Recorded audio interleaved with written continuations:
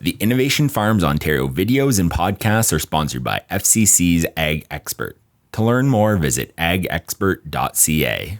So, my name is Jing, and I am the guy who was in charge of figuring out the ROI calculation over the summer. So, before we dive a little bit deeper into my kind of work, I'd like to give a little bit of information regarding my background, because it does not stem from agriculture. I am very, very far away from agriculture. So, prior to Haggerty, I was a student and I graduated from the HB program at the IVEY Business School. And IVEY, as a university, allowed me to analyze a lot of case studies from various industries in this case. So I've dealt with marketing, fashion, banking, PR, supply chain, operation, technology, and IVEY also is a great platform to allow us to interact with business leaders of industry giants such as Amazon and even Microsoft, who often are IVEY alumni coming back to give us some insights and lessons they've learned throughout their years in the industry.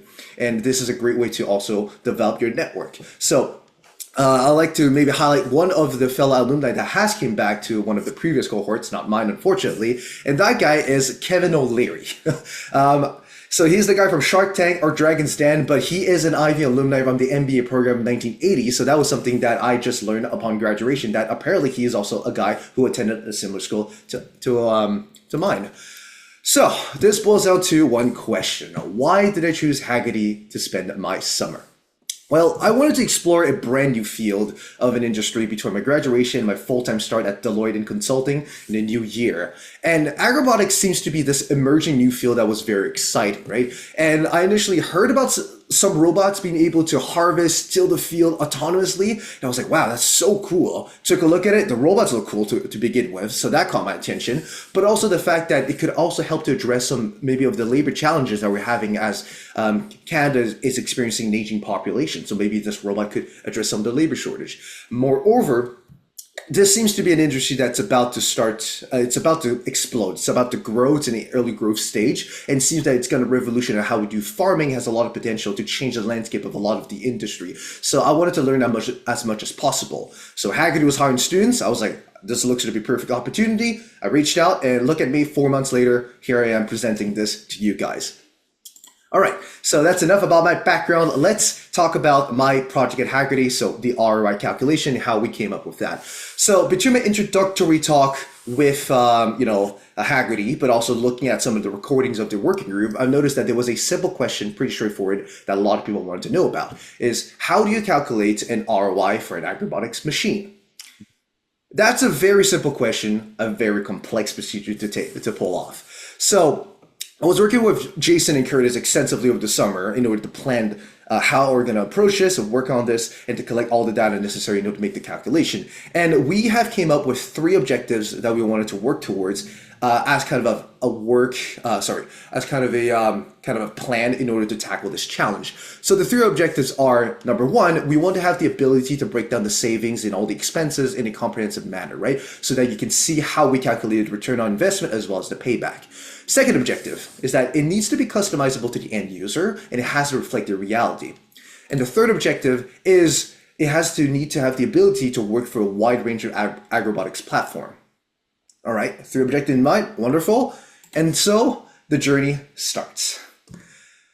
To tackle objective 1, we want to break down all of the items out there. So the first steps that we wanted to do is we wanted to find a reputable source of data. So we're using MugStation data, we're using Omafra, we're using industry-wide reports. We've even reached out to growers to give us some data about this, and we're using Haggerty data that we collected in previous years of trials. So we analyzed a lot of aspects in order to come up with the numbers. I'll just name a few areas: germination, weeding, harvest, as well as some experience using the robots, such as the grower experience, operator experience, and then the actual robot's performance in the field. And all of these were combined together in order to capture the savings and expenses in the following graphic, so that you can see line by line items as well as a summary at the top as how does this robot perform for a specific setting.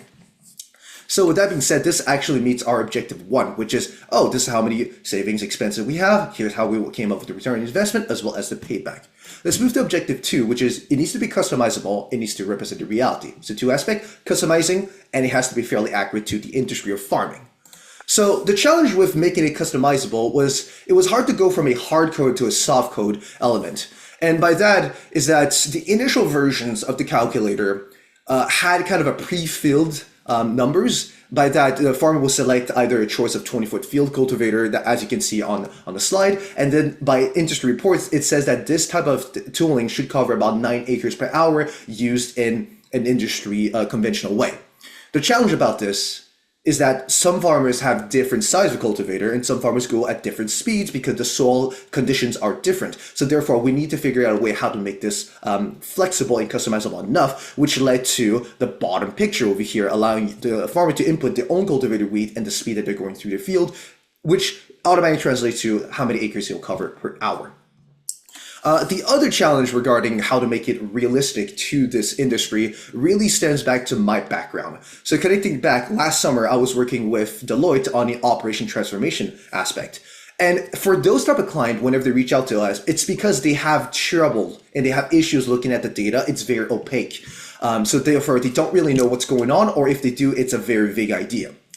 Compared to farming, where the farmer basically knows the operation at the back of their hand, or at the very minimum can make a very good educated guess. So this means that I was working on with my previous experience, I was pre-populating a lot of the stuff as I've done last summer, because what I did in my previous work is you'll look at different case studies, near peers, figure out something that can translate, adjust some of the numbers and say this is what we could expect, and use many proxies to estimate what's going on. But farmers, given the fact they know so much about their own farm, they can directly plug in those numbers in. So I had to make a few modifications, to allow the farmers to do so.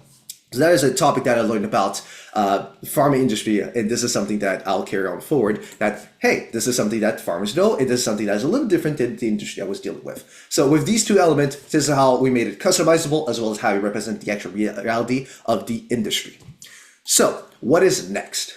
You probably noticed I haven't tackled objective 3, which is how to bring this ROI calculator to a wide range of robotics platform. It's because we're working towards it, and we're going to implement the following plans in order to reach that objective. So the first one is wanted to extend to field testing. We're going to bring this ROI calculator to farmers out there, get it tested out, get their feedback, implement the lessons that we have over here, and then keep doing that, reiterate, come up with a list of these, and then use all of the things we've learned so far in order to come up with a procedure to expand this calculator to other robotics platform. And with that being said, this wraps up the presentation that we have as Hagerty's Summer Tech. We hope you appreciated this presentation, and thank you for your attention.